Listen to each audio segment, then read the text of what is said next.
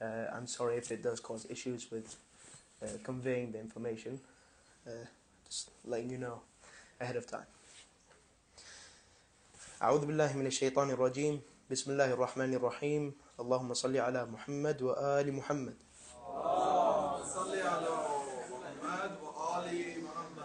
رب اشرح لي صدري ويسر لي أمري واحلل عقدة من لساني يفقهوا قولي صدق الله العلي العظيم. Dear brothers, dear sisters, Assalamu alaikum wa rahmatullahi wa barakatuh. First of all, I would like to thank the dear brother, Dr. Buhaider, for hosting this gathering and preparing the venue for this event. He's been working very hard since the beginning of Muharram, probably before the beginning of Muharram, and he's the soldier behind the scenes. So I would like to thank him first and foremost. Second of all, I would like to thank you for attending. I've been part of this community for about 15 odd years, since I was a little boy, about your age, and I'm honored to be able to give back to this community that has given me so much. So with that being said, Sallu ala Muhammad wa ali Muhammad.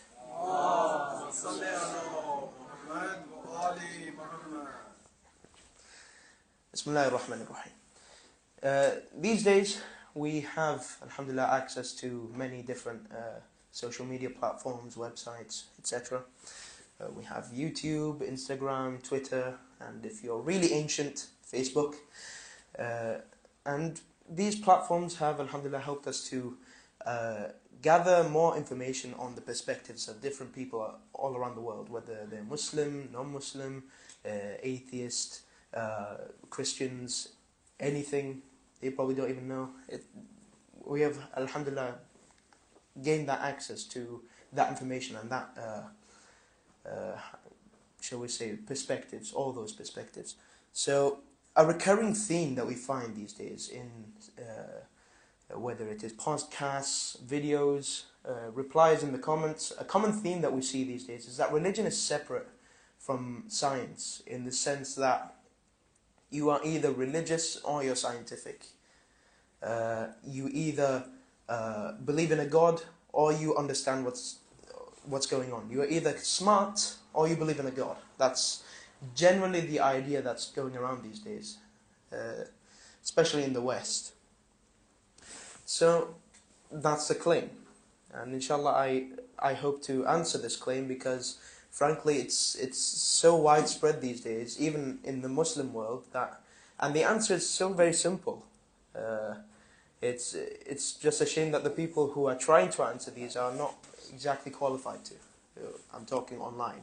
People in the comments or making podcasts again, they're not exactly qualified to. So we hope to answer that, inshallah. First of all, before we answer, we need to understand why this claim exists. Why do people believe that religious people have nothing to do with science? Let's look at it from their perspective for a second. That usually helps a lot. First of all, alaykum assalam wa rahmatullah.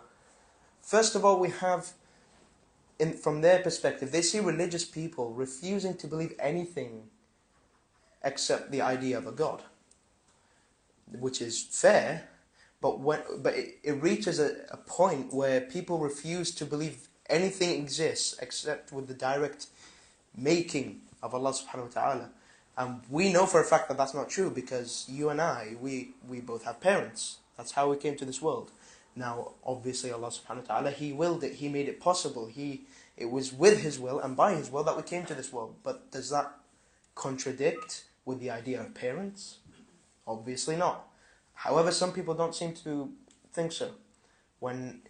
Imagine you as a scientist, you discover something new called a nebula, where stars are formed, yeah? And you pose that to religious people. Hey, we found out how stars are formed. And a religious person comes and says, no, God created stars, not nebula. You can see how much of an issue that can be, especially if you don't believe in a God yourself. Second of all, scientific claims made by religious people, often using religious texts as sources for that. what do I mean? I mean, for example, we have a verse in the Quran, وَالشَّمْسُ تَجْرِي لِمُسْتَقَرٍ لَهَا, and the sun runs to its resting place. Some people have come and said, this is proof that the sun revolves around the earth, and that the earth is stationary in the middle of the universe, the sun goes around the earth. And citing the Quran is my proof. The unchanging word of Allah subhanahu wa ta'ala is my proof. Again, as a person who is scientifically inclined, you look at this sort of claim, and you immediately assume that not only does the person talking have no clue what they're talking about, the Quran also is very incorrect. And so you see how that person who thinks they're religious actually stabbed themselves in the back. They claimed something was in the Quran. It was not in the Quran. The Quran never says that the earth is the center of the universe, and gave the wrong image. All these scholars for centuries have been trying to guide people into understanding the Quran properly and making other people understand Islam, and then one person comes and destroys all of that. Third of all, we have a claim that's made, I've heard it myself, the lack of scientific contribution by religious people. Somebody once said, he was talking about how the Nobel Prize in scientific fields has been won by a Muslim 3 times. Muslims comprise about 1.3 billion people on this earth. 3 of them got a Nobel Prize. So obviously this must be proof that if the more religious you are, the less academically and scientifically inclined you are. At least that's a perspective, that's the claim. We also have the fact that religious people, whether they're Christian, Muslim, Buddhist, Hindu, Shinto, anything, they believe in a higher power. Now this is outside the realm of science, it's not material. So a scientist looks at that and says, okay, so that's your claim, that's fine, you do whatever you want. You want to talk about life after death, you want to talk about what happened before life, that's fine. You do your own thing, let me talk about the material world. When I talk about the material world, you shush, is basically what's going on. You stay quiet, let me do the talking. So that's generally what we have, that's the perspective that we have at this point. So we now want to know, what's the reply? How do we answer that? Well, first of all, we need to know, religion and Islam are very much intertwined with science. One of them supports the other in the sense that you use religion to guide your scientific expeditions, scientific endeavors. And then you use those scientific discoveries to enforce your religious beliefs.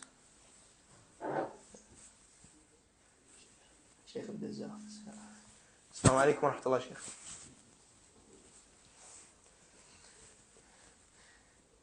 So yeah, the truth is that one cannot go without the other. You cannot be religiously inclined if you don't know, if you're talking about the reason we live in this world, but you don't know how this world exists.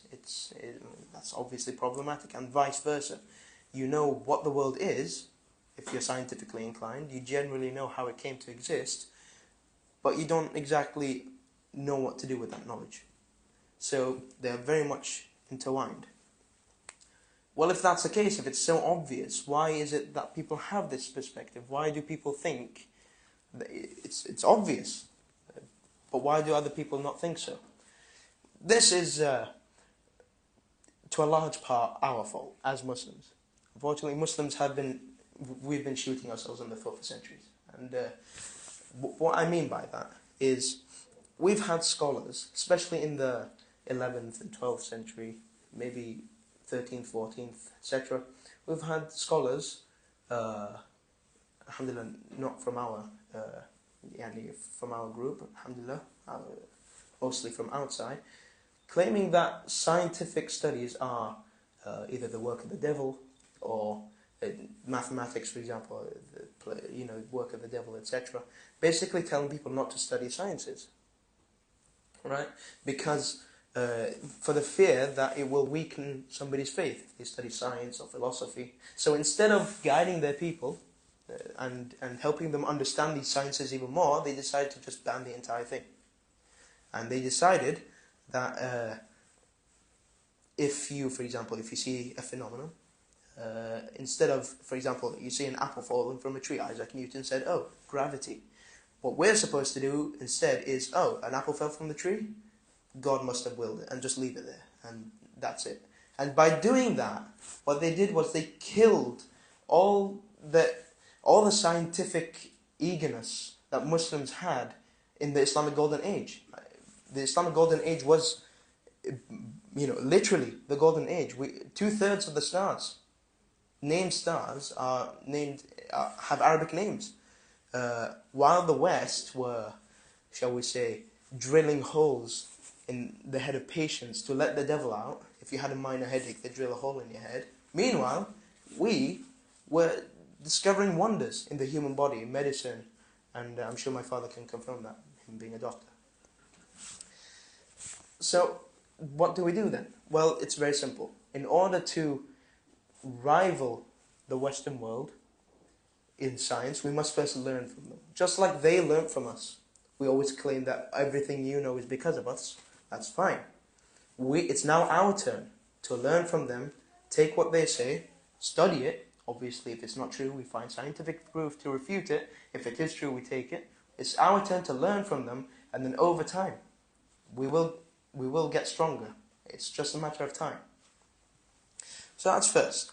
Second of all, the major issue here.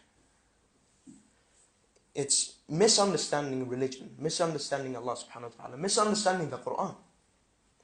When you claim that there's no way on earth a star, for example, was created because of anything other than Allah subhanahu wa ta'ala, nebulae don't exist, galaxies don't exist, it's all CGI. Yeah? What you've done is you've accidentally limited Allah subhanahu wa ta'ala. You've claimed that there's no way Allah subhanahu wa ta'ala could create stars unless it was Him doing it directly. And that's what you've done. You thought you were being religious and sticking to your beliefs. You've done the complete opposite. And even worse is when they bring a verse from the Quran to prove what they say. And it usually goes something like this. You'd make a claim, somebody, for example, refuses a new idea in science. For example, let's talk 400, 300 years ago, when they were first pitching the idea that the sun revolves around the earth. Yeah, let's bring that example. Sorry, that the earth revolves around the sun. And you would come and say, no, we have this verse that says that the sun moves around the earth. And use that verse as your proof. No scientific explanation, just the Quran says so. Right? Over time, the other theory, which is the fact that the sun is the center of the solar system, over time that was proven. It was proven using various scientific methods. Now, the person who was clinging on to that verse has really two options. Either he still sticks to his claim, the Quran still says that, nothing changed, and according to what he believes that the Quran is saying, and what ends up is that person looking like a stubborn religious fanatic who has really no idea what they're talking about. You either have that, or on the other hand, he lets go. He says, okay, sure, I was wrong, or even worse, the Quran was wrong. I believe you. Now, you've just made it even worse, because now it either looks like the Quran is wrong, or it just looks like we Muslims have no idea what the Quran is talking about, and we're just making it up as we go. So, my point is, don't do that. That's my point. You decided that the Quran said something, and you completely refused to believe anything else. And then when you got proven to be wrong, both ways it's a lose-lose. That's my point. And that's been happening over centuries. It's not something new that I'm mentioning. This is something that's been going on for hundreds of years. And that's how we got to where we are.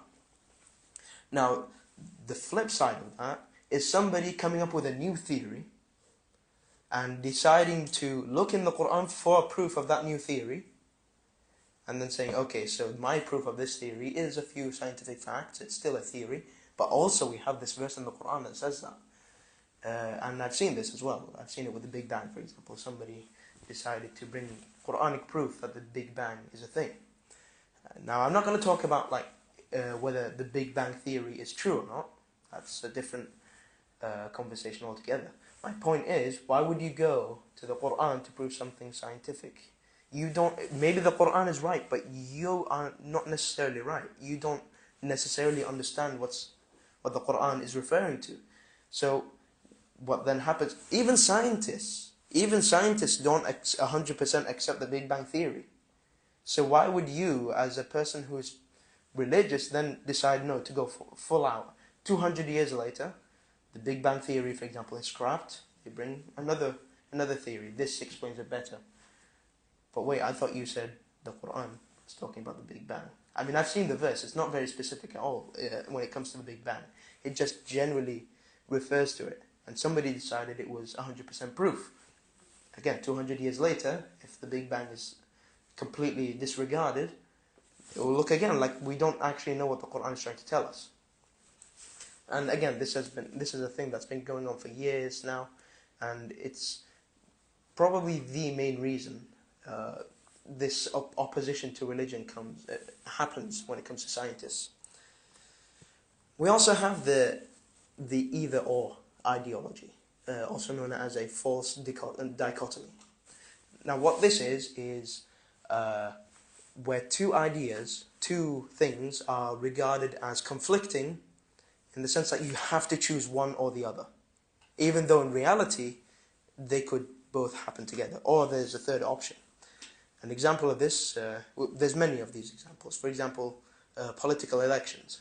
For example, in the US, I know a bunch of people who aren't exactly with the Republicans or with the Democrats.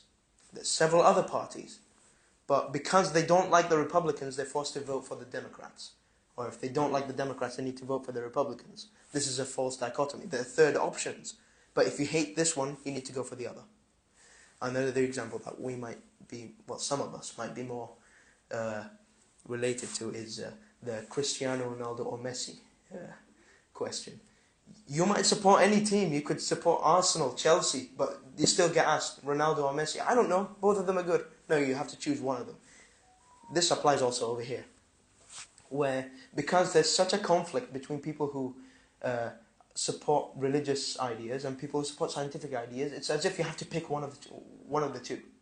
You have to pick either religion or science. If you're religious, you need to support your religion. You can't choose science. You're failing your religion if you go with anything scientific. And if you're scientific, you need to push yourself away from religion. Because religion is fantasy and etc. It's nothing material. So you have to choose science. We see the problem over here. You have to choose one or the other. Now, it's not all our fault. This is partly our fault. But also the Western world in general has been also sabotaged. Because we're talking about religion in general. We're not talking about just Islam over here. So, for example, we have the church for centuries has, in the Western world, in the Middle Ages, medieval era, etc., until the 17th century, 18th century, it's been largely clouding the minds of its followers, with exceptions, obviously. But they've been trying to stop people from coming up with new ideas in science on the basis that it's blasphemy. We all know what happened with Nicholas Copernicus when he first came with the heliocentric concept. Obviously, again, there are exceptions, like, for example, George Mendel, who came with the genealogy. He was essentially the father of genealogy. There are exceptions, but generally speaking, when did Europe become more interested in science? During the Renaissance, during the scientific revolution. What was a scientific revolution? It was essentially, right, let's scrap the church, let's free ourselves from the binds of church, and let's do our own thing. And that's what happened. They started finding new information. Leonardo da Vinci, Isaac Newton, and all those ever since. And the idea became that Well, this is what happens when you free yourself from religion. And that's basically how the church kind of sabotaged the entire religious ideology. We also have atheists themselves. Unfortunately, atheists have a bias. They refuse anything that is told to them by religious people. Meaning, if I come and I say that religion says we have this, and it's a very similar concept to something that they already have in science, they'll refuse it. An example of this would be the fourth dimension. It's a very interesting concept. It's a theory which basically says if you have a 2D being, two-dimensional being, yeah? I have a piece of paper over here, and I draw a stickman. And let's imagine that this stickman is a living being. It's a 2D character with height and width, no depth. This 2D being will not be able to see me. There's no way it can see me, because in order to see me, it needs a third dimension that it doesn't have access to. It's a flat character. It can't see me. But I can see it. I can see this being at all times. There's nothing he can do to stop me from seeing it. Likewise, if we're talking about a fourth dimension, the theory goes that a four-dimensional character or being can see us at all times, but we can't see a four-dimensional character or being. Now, this is just a theory, and scientists will look at that and say, yeah, that's perfectly plausible, that makes sense. It's perfectly fine for there to be material beings that we can't see. Wait, hang on, I thought you had a problem with us. We were talking about angels. What happened with that? Why is it when you say something can exist without us seeing it, it's fine, but when I talk about angels, for example, angels being material and non-visible, why is that suddenly a problem? You see where the bias comes in? The reason this happens is because religion, it's very simple. It's because religion says that angels exist and therefore they cannot exist. Atheists are very stubborn when it comes to this. They make themselves look like they're just doing their own thing, but what they're trying to do is oppose religion entirely. Even if they don't say them, even if they don't believe it themselves, they unintentionally push away things that are anything to do with religion. We also have the problem with, it's very simple, very obvious, wars. How do you expect a civilization to fund research into scientific fields if you keep destroying the country, robbing it from its wealth and killing the people? How do you expect any country? We have Iraq. Iraq was the center of science in the world. Oh, well, why isn't Iraq like it was today, like it was back then?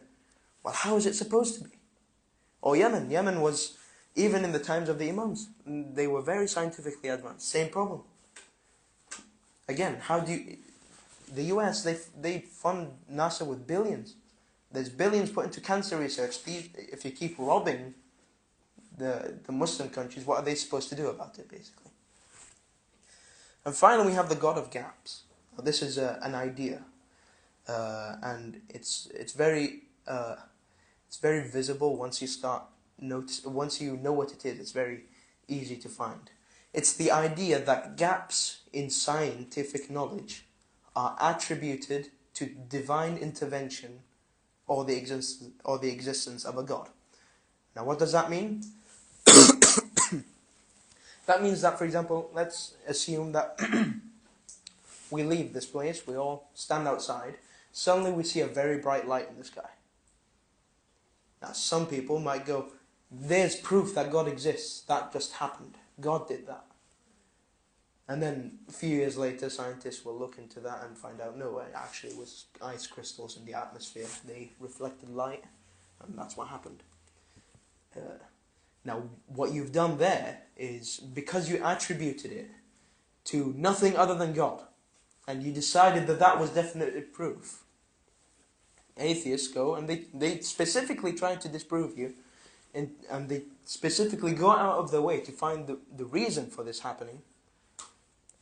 And eventually they get an answer because it's material in the end.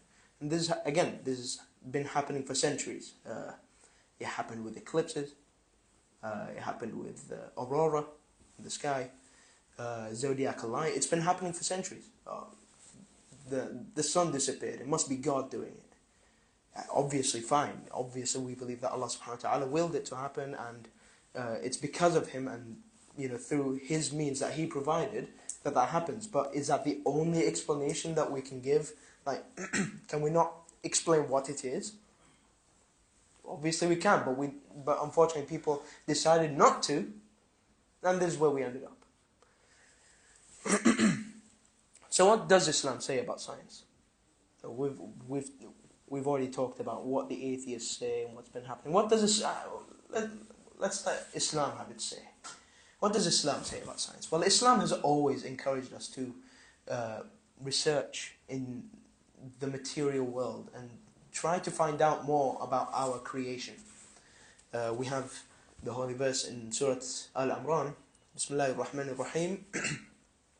Inna fi khalqi as-samawati wal-ard wa ikhtilafi al-layli wan-nahar لآيات لأولي الألباب الذين يذكرون الله قياما وقعودا وعلى جنوبهم ويتفكرون في خلق السماوات والأرض ربنا ما خلقت هذا باطلا سبحانك. Indeed, in the creation of the heavens and the earth and the alternation of night and day, there are signs for those who possess intellects, those who remember Allah standing, sitting and lying on their sides, and reflect on the creation of the heavens and the earth, and say, O Lord, you have not created this in vain. Immaculate are you. It's very clear. We are supposed to delve into the creation of... When we talk about the creation, we are talking about what scientists are looking for as well. It's the same thing. We're looking for the same thing. We're not refusing ideas because they're trying to explain something that we've already explained. No, we're trying to find out the same thing.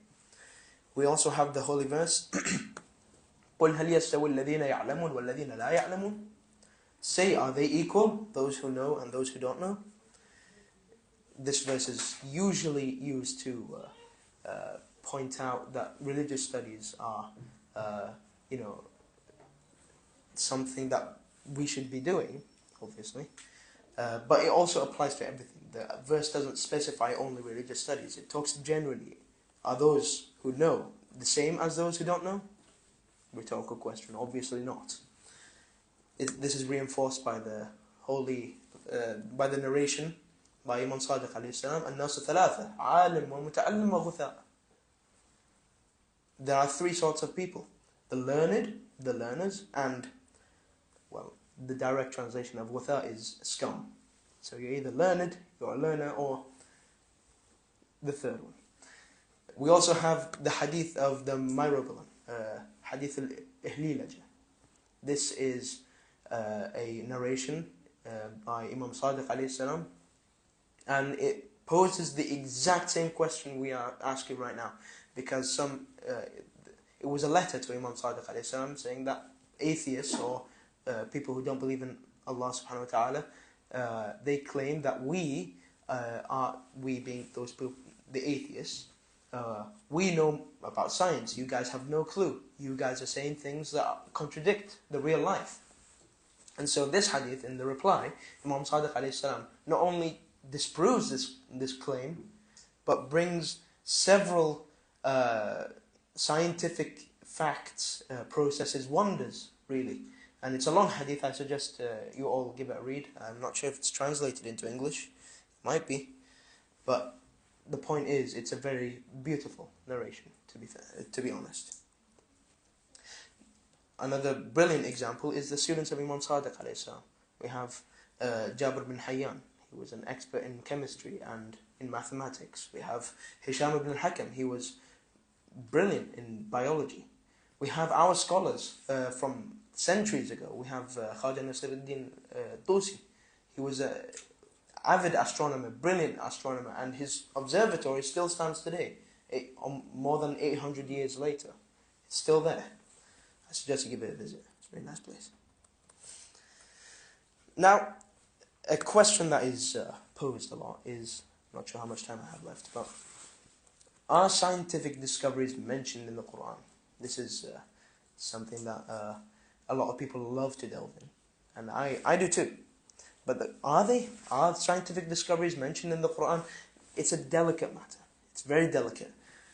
Now we know for sure that Quran cannot contradict, it cannot and does not contradict reality, because it's talking about reality. So if it contradicts it, it's like having the Quran contradict history. If a historical event happened in God knows what century, 5th century for example, and the Quran says no, that didn't happen. It actually didn't happen, and there's no way we can interpret it other than what I just said. That does not happen, basically. You cannot have the Quran contradict history, and likewise you can't have the Quran contradict science. So we know for sure that we cannot find a scientific fact that blatantly refutes what the Quran says. But new scientific discoveries, are they present in the Quran? Again, it's very difficult. Why? Because we don't exactly understand what the Quran is referring to exactly. That is the job of the Imams. That's the job of the Prophets. You know, there are instances in the Quran where something mentioned in the verse, it closely resembles a new scientific discovery. For example, most famous example, the stages of the fetus in the womb. It's the three. I'm not sure exactly. It's like how the fetus. It's from a clot and then it becomes a piece of flesh, etc. That is mentioned in the Quran, and it resembles it. But when we decide, okay, let's look for a new theory from a random place in the Quran. Let's talk about the Big Bang. Let's talk about the Big Crunch, which is the theory on the end of the universe. What will happen at the end of the universe? And again, I've seen people try to prove the Big Crunch with a verse from the Quran, and I looked at the verse, and it talks about the end of the universe in general. Any theory you bring about the end of the universe will match this verse.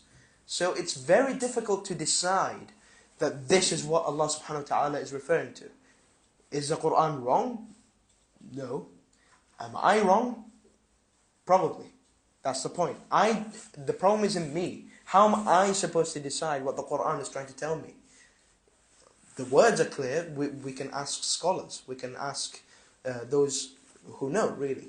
But to go deeper and to try and twist and take the words out of context and then come out and decide that this is what the Quran wants us to know. This is the Quran telling us about the splitting of the proton. It's really far-fetched, and then we come to the problems that we've had earlier. Either it completely contradicts science, or it's disregarded entirely later through centuries. I have 5 minutes? Right. So what's the solution? What do we come out with? Well, first of all, study. Find yourself something that you like to learn about, and study it, learn it, teach us, be really good at what you like. Whoever knows me well enough knows that I really like astronomy. I'm sure there's some people who like bird watching or discovering animals or plants. If you like something, go and learn about it, be the best at it. It's not just religious studies that you need to be really good at. Come and teach us later. We're open to lessons about anything, physics if you like. Second of all, also learn about your own religion. And I'm not just talking about fiqh. The fiqh is wajib. The jurisprudential laws of Islam. It's wajib to learn what you know you're going to face in the future. If I know, for example, I'm going to have to pay khums in the future, I need to learn the laws of khums. But also I'm talking about theology, which is, again, it's wajib, but it also helps us determine more about this.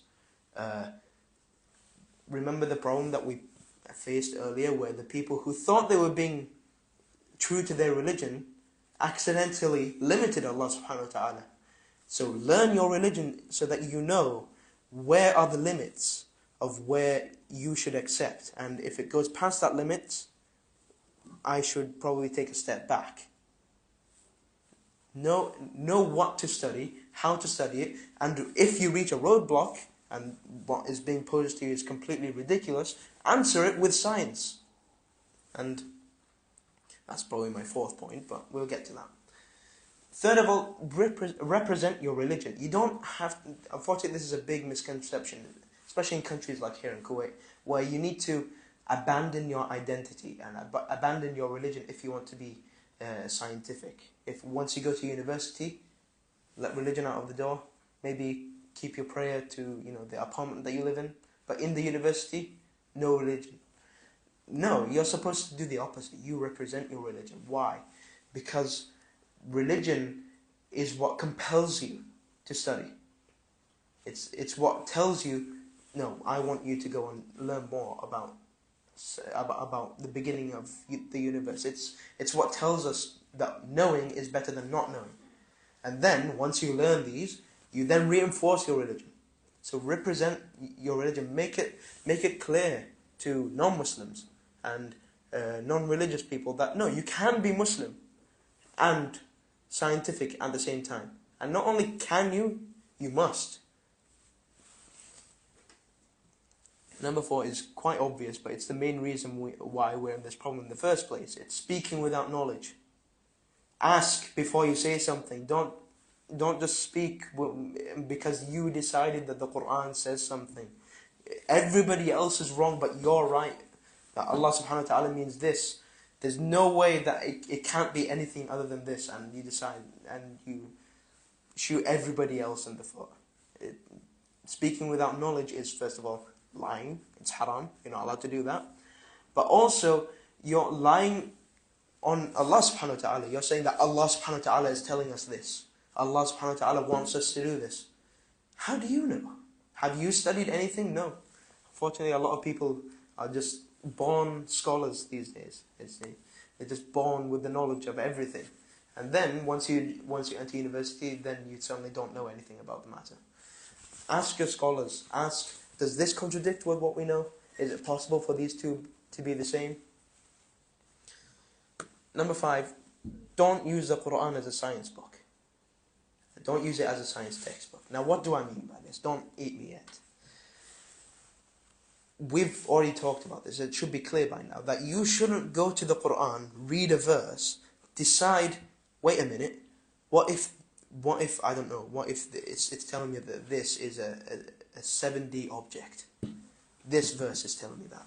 And then you go and then you propagate it, and you let everybody know, and then 2 days later,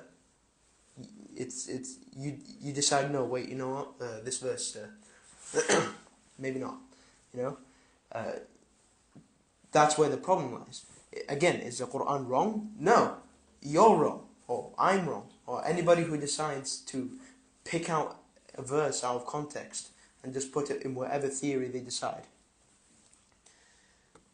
Again, are scientific facts mentioned in the Quran? Maybe they are. Almost definitely in some instances, but the question is, am I reliable enough to go and take out those facts from the Quran that is so deep that we could live our entire lives and not reach at 1% of what is actually in the Quran? It's a really big claim, honestly, and just don't do it. And with that being said, Muhammad sallallahu ala Muhammad wa ali Muhammad.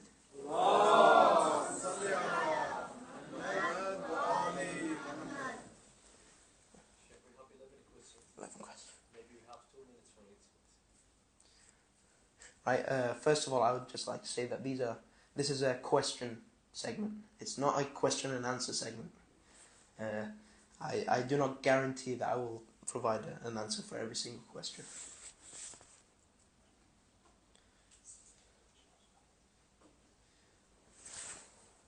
Should we start from the bottom?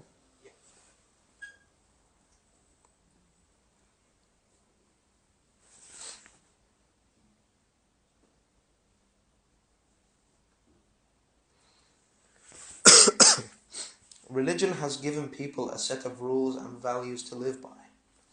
What would you say to someone who says religion is for those people who do not have the capacity to critically think about the world around them? You see, the funny thing is, religion is a result of thinking critically about the world around you. If you stop at the material world, if you just let's isolate somebody from civilization for a moment, and let's just put him in the middle of nowhere with zero knowledge and let him explore a bit. If he comes out like a year later and decides, yes, trees exist, yeah, sand is a thing, ocean is very beautiful, and just leaves it there, it would be very clear that they're very simple. They don't really think more into why they're there. And so to go and say that religion is for those who don't critically think about about what's around them is the complete opposite of what religion is. Now, am I saying that people these days are doing that? Not exactly. Unfortunately, people don't think very critically about what's around them, and there's a mistake. You pointed out a brilliant problem.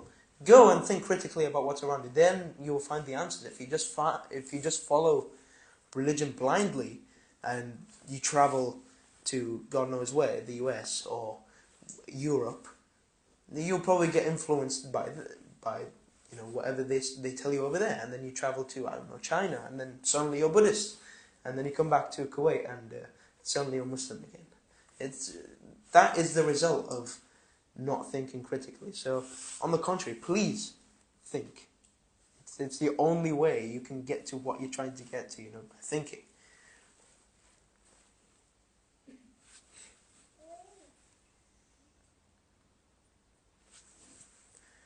Religion can be weaponized. Science cannot. Weaponizing religion be stopped. So that's actually a brilliant thing, because that's actually what I see a lot everywhere in social media, is that religion is just an excuse for people to hate each other. And the thing is, unfortunately, people they don't realize that. They look very. This is again an example of not thinking critically. When you look at things on face value, for example, we see a person who is being executed. Let's talk away from religion. Let's just talk in a random government. We see somebody executed, hung, for example. Wow, that's barbaric. Why are you doing it? What are you doing? Why are you doing that to the man? He's being hung. Get him down. And then you're told that no, this guy actually murdered 12 people. Well, yeah, sure. Go ahead. I'll do it myself then. If you look at things at face value, why, for example, why is this person having his finger cut off? Well, because he did 1, 2, and 3. Now, religion can be weaponized. Everything can be weaponized. If science comes out one day and then says about evolution, for example, a certain group of people evolved from monkeys, but another group of people evolved from giraffes, right? That it's just the result of humans. Humans, they want to have problems with it. They want to feel superior. That will happen with anything. Now, is that the fault of religion? Not really. If you actually read religion and see what religion is asking you to do, then we'll actually understand what religion is trying to tell us and why. It's the result of misusing anything, really.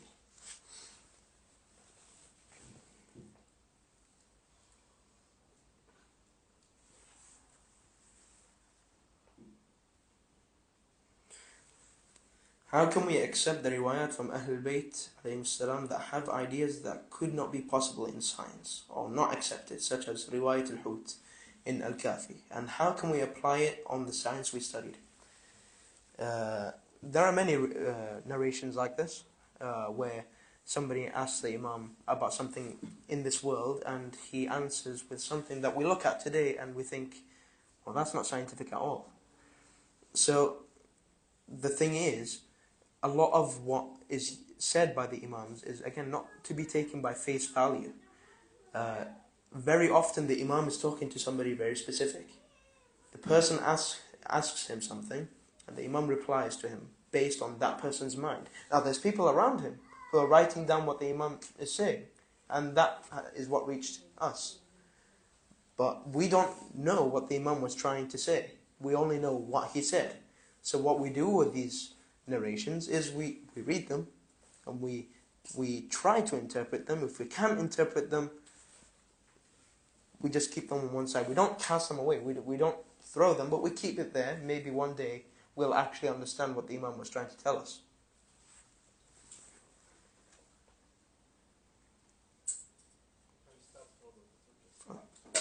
I might have skipped by mistake.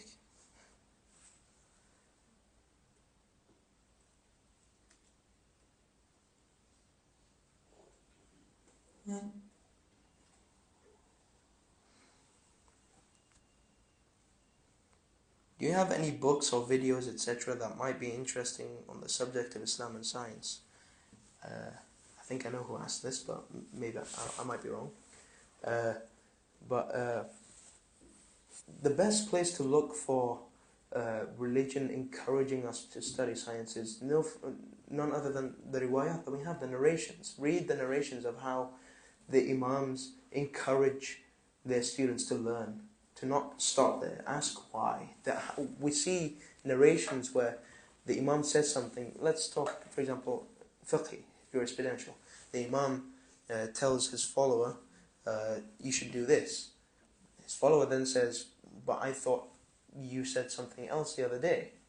Now this isn't talking back, this isn't audacity, this is just him asking, and this is exactly what the Imam wants. He then replies, no, I meant this, that and the other day, this is something else. And this applies to fiqh. We find this in many different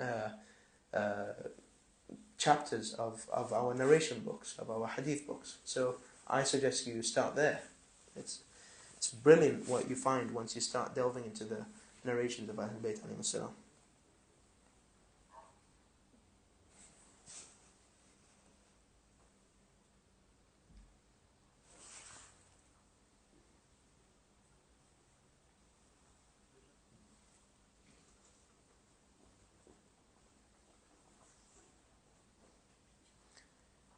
A slightly unrelated question, but sure. Assalamu alaikum. Alaikum assalam wa rahmatullah. How can we answer Sunni people about our turba in religion and science? One day they called me, they said shirk.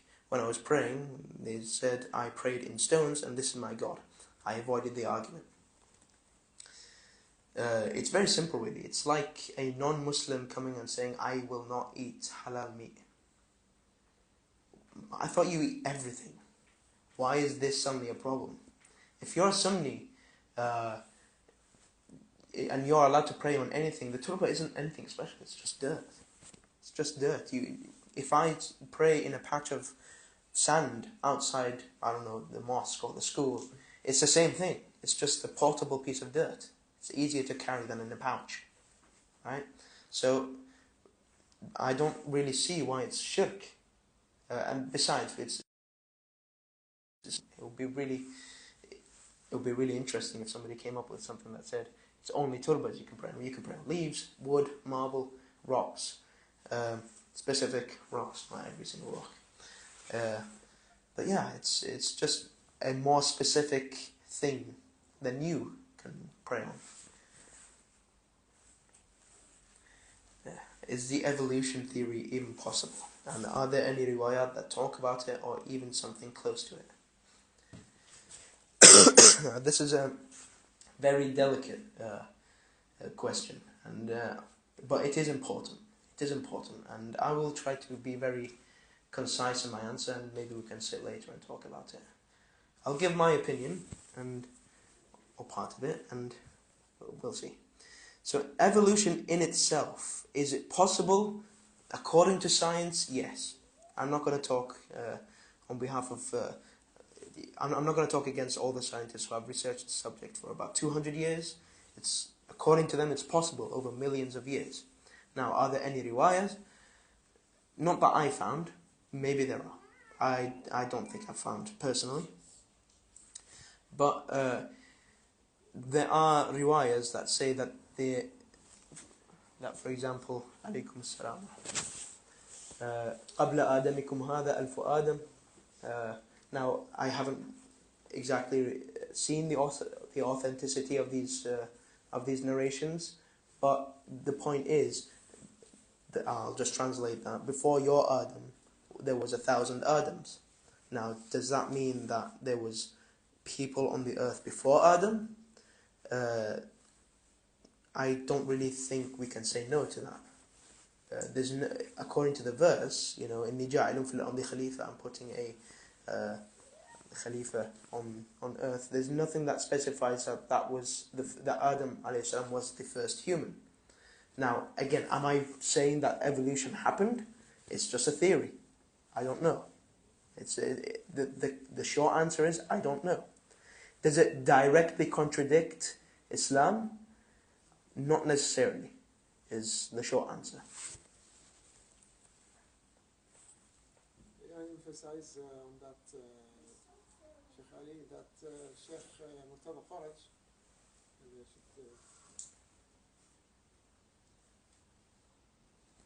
I just want to emphasize that Sheikh Murtada Faraj recently gave a very an excellent series of lectures in Al-Ataba Al-Abbasiyya regarding the different aspects of evolution theory. He took a big 10 days journey, ended up with going through the multiple books that really go through that theory. So as a reference, maybe we can put it at the end of the lecture, a link for the series. I apologize, it's in Arabic. In the future, if we find anything in English regarding that goes with the same perspective of Sheikh Murtada Faraj, we'll add, inshallah. Sure. Thank you. I think this is the last question I'll answer. I'm sorry if I skipped a few other questions. It's mostly asking about sources and material. Inshallah, if I find any, I will let you know. The verse about the sun going around the earth, what does it say, and do you have any thoughts, or have any scholars spoken about it? The verse is, well, the one that I mentioned is وَالشَّمْسُ تَجْرِي لِمُسْتَقَرٍ لَهَا ذَلِكَ تَقْدِيرُ الْعَزِيزِ الْعَلِيمِ. And the sun runs to its resting place or resting spot. Now, some people have, centuries ago, and unfortunately still do, decided that this verse means that the earth is stationary and that the sun is running around the earth. And basically the geocentric concept. Now, does this verse contradict what we know today? We know, hopefully, we know that the sun is stationary to an extent. We'll talk about that in a second. The sun is a center of the solar system, and the earth revolves around it. So does that contradict the Holy Quran? Not necessarily. Science has also discovered that the sun is hurtling in space at the speed of, 200 kilometers per second, which is a few 100,000 kilometers per hour. So the sun is moving through space and also spinning. It rotates on itself. I forgot the rate of rotation, but it is moving. So was the Quran wrong? No. Did it mean what we thought it did? 400 years ago, 500 years ago? No. We thought, well, some people thought that it must mean that the earth is in the middle of the solar system. And that has been not only disproven by science, but it's also been proven it's something else has been proven by science that actually correlates with what the Quran says. And if anybody else has any questions. I'm not sure how I worded this, but hopefully it makes sense. The question is, how did Islam ethics impact the practice of science in the Golden Age? Essentially, are there examples of ethical dilemmas faced by scientists? Ethical as in... conflicts between their findings and Islam, which you kind of covered in a way. Now, was there a problem? I'm not certain, but there was clearly a concern that it would, which is why the scholars, some of the scholars of that time, had an issue with it. Especially, unfortunately, especially when it comes to philosophy, and your mind goes way, way, way out there. you then start to delve into things that do contradict what Islam says, and those things are wrong. But because philosophy isn't exactly limited, you start just going off, and you decide just to twist religion into what you decide it is. But there are some ethical, if we're talking ethical in the scientific meaning of the word ethical, there were some ethical concerns. For example, when it comes to medicine, are you allowed to cut up a human being after he's dead to find out about the human body? And this thing has been researched. And according to the scholars nowadays, it is allowed. Very, very specific conditions. For example, if the only way you can save a human life is through doing so, then yes, you are allowed to do it. If the person must not be Muslim, for example, even if he gives consent, even if he says, after I die, cut up my body, or for example, donate my whatever. There's been a lot of debate, but it is allowed. There are, Allah subhanahu wa ta'ala has given us ways to find out about the human body. He's not left us with closed doors. So really it shouldn't have any ethical problems. Is that it? I think there was 15 questions. Thank you very much, Sheikh, for giving this lecture with information. Thank you for almost hosting. 15 questions. Thank you very much, and maybe we'll see you on other podcasts. Thank you very much. أفلح من صلى على محمد وآل محمد.